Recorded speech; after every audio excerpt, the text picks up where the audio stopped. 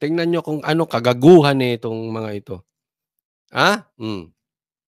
Trillanes, ano na naman kagaguhan yan? Tingnan mo. Ginaya mo po si Tamba. You're nothing. Ano ba yung sinasabi? But a second rate, trying hard, copycat. Sa Tagalog, gayayeros ka. Trillanes. Ginaya mo pa yung Team Tamba, may Team Trillanes ka na rin kasi may Team Tamba. May Magdalo party list ka rin, may party list din siya. Tingog. Pa Team Trillanes ka pa. Hindi mo nga kayang ipanalo yung sarili mo, gago. Ito si Trillanes, gaya-gaya kay Tamba. You're nothing, ulitin ko, but a second rate, trying hard, copycat, gayayeros. Magbibigay ka na lang ng bigas. Hindi, ako kasi hindi natin alam kung ito'y totoo. Okay? Babalansin natin, ha? Kasi ito'y may nag-send lang sa amin. Kung ito ay hindi totoo, pwede po kayong tumawag sa amin or pwede kayong tumawag sa SMNI. Alam nyo naman ang numero ng SMNI, sabihin nyo, hindi totoo yan, fake news. O di hindi totoo. Pero kung totoo yan, aba, bukod sa manggagaya ka na, nagtayo ka pa ng team mo, gaya-gaya ka, magbibigay ka na nga lang ng bigas, sachet pa. Tingnan mo. Tanong ko sa'yo, Trillanes, ginagawa mo ba yan dati? Kung totoo lang naman ito. Kasi kung hindi mo yan ginagawa dati, tapos bigla mong gagawin ngayon, napaka-ipokrito mo. Kung hindi mo ginagawa yan dati, at gagawin mo ngayon, at may pangalan mo pa, at andyan pa yung Team Trillanes mo, at andyan pa yung mga konsihal na yan, at andyan pa yung party list na yan, ipokrito ka. Kasi dapat, kung kakampanya ka, ito ay maging lesson na po sa ating mga Pilipino. Paulit-ulit kong sinasabi na dapat kung kayo ay boboto, may resibo. Huwag kayong maniniwala sa pangako na hindi naman nila dati ginagawa. Dapat lahat ng ipinapakita nila ngayong nangangampanya. Dapat illegal pa nga yan kasi wala pang campaign season eh. Pero yung mga paganyang-ganyang kakornihan na yan, dapat yan matagal nilang ginagawa. Kung bigla lang nilang gagawin, magduda ka na sa ganyang politiko. Kalookan, maawa kayo sa sarili ninyo.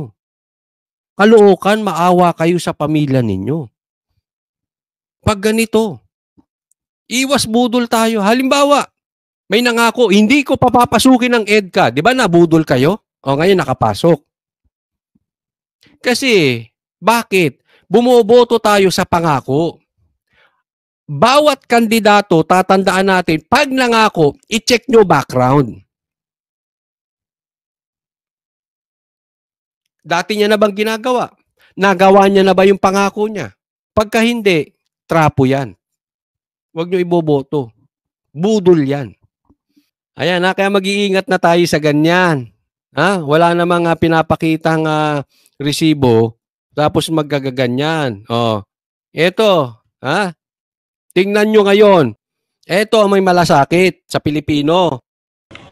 Ang inyong lingkod na Senador po ay patuloy na makikipaglaban rin po para sa health emergency allowance ng ating mga kababayan.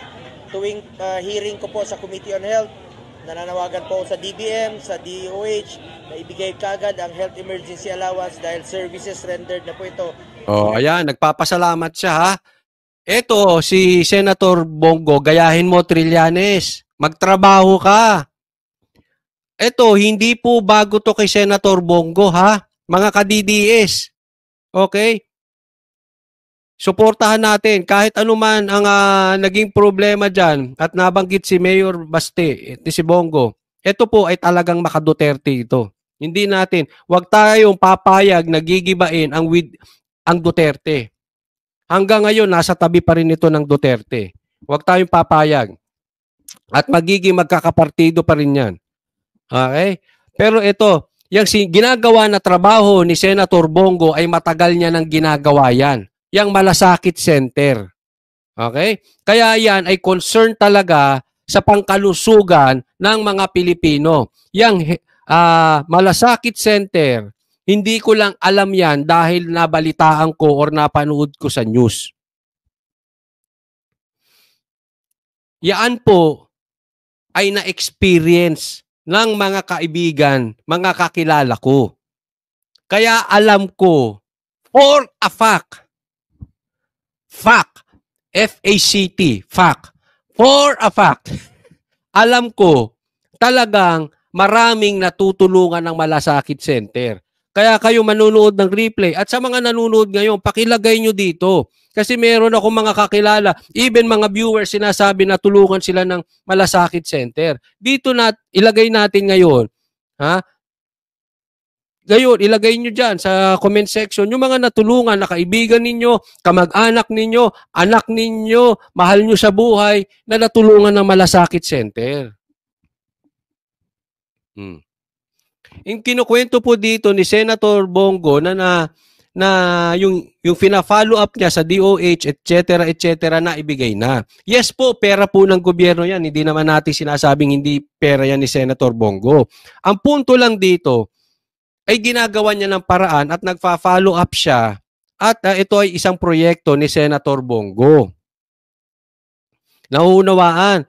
Kasi tatandaan natin, may reklamo nga si Congressman Pulong na naipit yung tungkol sa health issues o dyan sa hospital dyan sa Davao. Inipit. Sinasabi, wala daw pera. So, sa madaling salita, hindi po nabigyan ng pondo si Congressman Pulong. Tapos biglang sasabihin, meron naman daw pondo.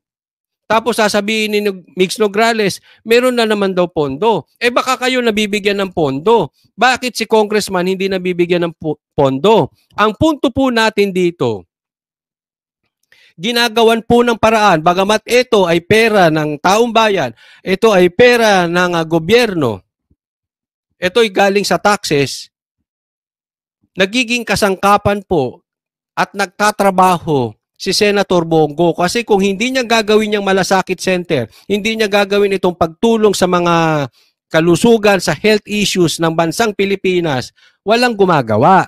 Nauunawaan po? Kaya yan ang gayahin mo, Trillanes. Huwag ka lang puro nga tapos magbibigay ka palimos. Huwag na kayong magbigay kung palimos lang. Eh ano ibibigay mo, Trillanes? Palimos, isang sachet ng bigas. Tapos puro kangawan, nakala mo ang tinutinu mo. Alam mo dyan ako naiinis sa mga Pilipino na puro ngawa. Wala na ngang naitutulong sa bansang Pilipinas. Sagabal pa. Tingnan nyo ginagawa kay Pastor Kibuloy. Wala na nga niyaambag sa Pilipinas. Sagabal pa. At yung tumutulong, na katulad ni Pastor Kibuloy, na katulad ni Senator Bongo, na tumutulong, iniipit nyo pa. Meron kayong mga kaibigan ganyan, alam ko. Tingnan nyo sa sarili, sa personal life nyo. Meron kayong kaibigan na pag may ginagawang mabuti, yung inyong kaibigan, sinisiraan ng kaibigan ninyong inggitero. Hindi na nga nakakatulong, abala pa, sisiraan pa yung mga nakakatulong sa iba. Bakit? Inggit.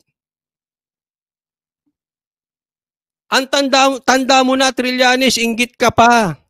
Magtrabaho ka nang hindi ka naiinggit. Kayo dyan sa gobyerno, nainggit kay Pastor Kibuloy. Wala na kayong silbi. Inutil na. Yung tumutulong sa mga bata, tumutulong sa mga tao na si Pastor Kibuloy, sinisiraan nyo pa. Same na same eh.